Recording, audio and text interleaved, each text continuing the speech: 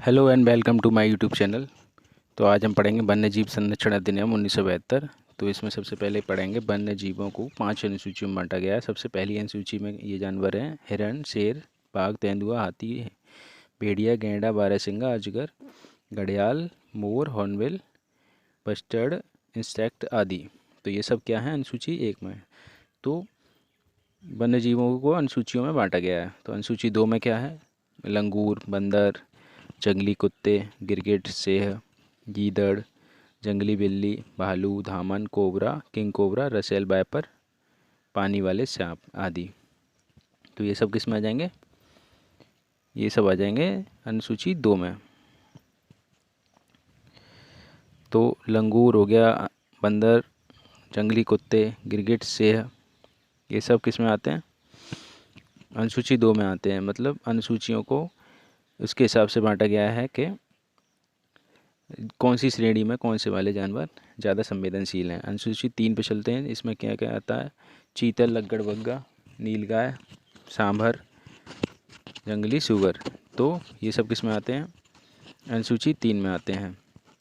तो चीतल हो गया, लग्गड़बग्गा हो गया, नीलगाय हो गई, सांभर हो गया और जंगली सूअर हो गया। तो ये सब अनुसूची 3 में आते हैं।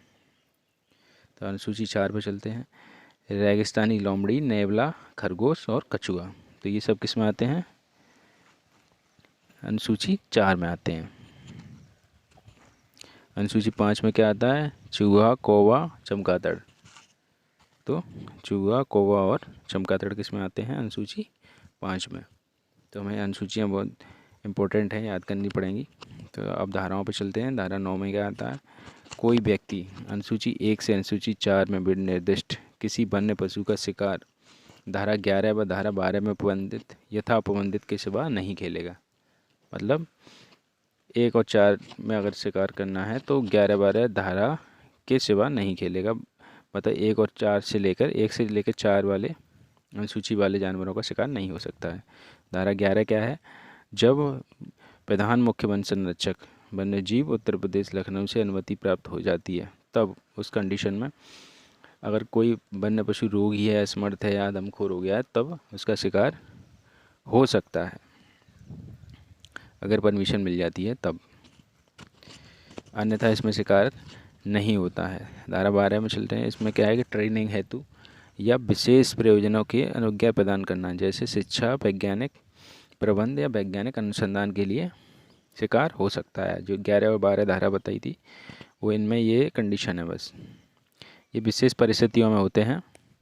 अब धारा 17 पर चलते हैं। ये है किसी वन क्षेत्र में या वन क्षेत्र के बाहर, मतलब कोई भी नुकसान नहीं पहुंचाया जाएगा वन क्षेत्र को। जैसे वन के बाहर केंद्र सरकार की अधिसूचना विनिर्दिष्ट किसी पौधे को जानबूझकर नहीं तोड़ेगा, नहीं नुकसान पहुंचाएगा, ना ही नष्ट करेगा, ना ही अर्जित करेगा और ना परिवहन करेगा, क्रय विक्रय भी नहीं करेगा, दान नहीं करेगा या अन्य रूप में अंतरित नहीं करेगा।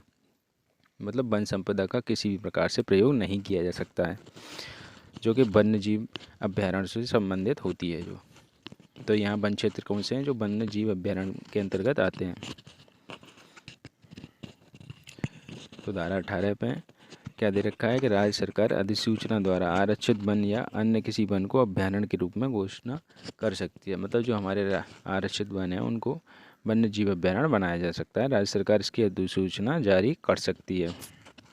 तो ऐसे वन्य जीव अभयारण्य पर्यावरण के संरक्षण, प्रबंधन, विकास के लिए पर्याप्त पारिस्थितिकीय या प्राणी जातीय पादप जातीय हैं, वह आकृति या प्राणी विज्ञान संबंधी के महत्व के होंगे।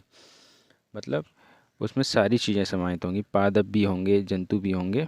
तो ये सभी क्या है, पारिस्थितिकी संतुलन बनाने हेतु वो ऐसे होंगे, उनको आरक्षित वन से वन्य जीव अभयारण्य घोषित किया जा सकता है। धारा 18 बहुत इम्पोर्टेंट है, इसको ढंग से याद करना है आपको। ये सभी धाराएं बहुत इम्पोर्टेंट हैं। धारा 29 में चलते हैं। बिना आज्ञा अभयारण्य में प्रवेश निषेध। मतलब बिना किसी की परमिशन के आप वन्य जीव अभयारण्य में प्रवेश नहीं कर सकते। तो प्रवेश की मनाही है वन्य जीव अभयारण्यों में बिना आज्ञा के। आज्ञा किसकी? जो वन वन्य जीव अभ्यारण्य के जो रक्षक हैं या जो भी हैं उनसे परमिशन। तो धारा 30 में क्या है, वन क्षेत्र में अग्नि कार्य करना प्रसिद्ध है, मतलब अग्नि कार्य नहीं कर सकते आप धारा 30 के तहत। वन क्षेत्र में अग्नि कार्य अगर आप करते हो तो आप सजा के पात्र होगे। तो अग्नि कार्य करना वैसे भी अपराध में आता है। धारा 31 में क्या है, आयुध शस्त्र के साथ अभ्यारण्य में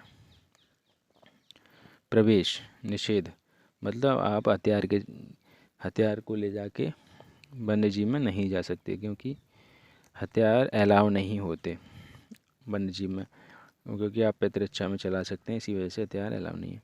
धारा 38 में केंद्र सरकार के द्वारा किसी वन क्षेत्र को केंद्रीय अभ्यारण्य या राष्ट्रीय उद्यान घोषित करना, मतलब केंद्र सरकार किसी वन क्षेत्र को राष्ट्रीय उद्यान घोषित कर सकती है। 38 का में क्या है, केंद्र सरकार किसी भी वन क्षेत्र को केंद्रीय चिड़ियाघर घोषित कर सकती है, मतलब चिड़ियाघर बना सकती है। केंद्र सरकार को पावर है इसके बारे में, तो वो धारा 38 का में आएगी। तो 38 का में क्या है, चिड़ियाघर दे रखा है। चलते हैं नेक्स्ट पे। धारा 39 वन्य पशु का सरकारी संपत्ति होना, मतलब वन्य पशु क्या कहलाएंगे, सरकारी संपत्ति कहलाएंगे, वो किसी की प्राइवेट संपत्ति नहीं कहलाएंगे।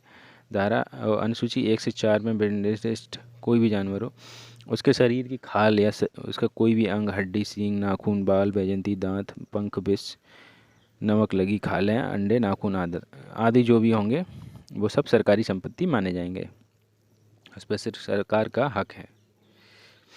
तो सरकार की संपत्ति होंगे वो। धारा 48 में वन्य जीवों के परिवहन पर प्रतिबंध, मतलब धारा वन्य जीवों को क्या नहीं हो सकता, परिवहन नहीं हो सकता, उसको कहीं इधर से उधर नहीं ले जाया जा सकता, वन्य जीव कहीं इधर से उधर नहीं लाए जा सकते। धारा 50 अपराध की दशा में प्रवेश, तलाशी, गिरफ्तार करने की शक्ति प्रदान की गई है, मतलब अगर कोई वन अपराध कर रहा है तो उसके वन अपराध के लिए हम उसमें तलाशी ले सकते हैं। तो धारा 51 में क्या दे रखा है कि वन अपराध की दशा में, मतलब जो अनुसूची 3 से लेकर 5 तक के संबंध में हो, उसमें 3 वर्ष तक की सज़ा हो सकती है और 25,000 का जुर्माना हो सकता है। परंतु अगर अनुसूची 1 से लेकर 2 के जानवरों के संबंध में कोई अपराध किया गया है तो कारावास 1 वर्ष से कम नहीं होगा और 6 वर्ष तक का हो सकेगा और 5,000 से कम का जुर्माना भी नहीं होगा।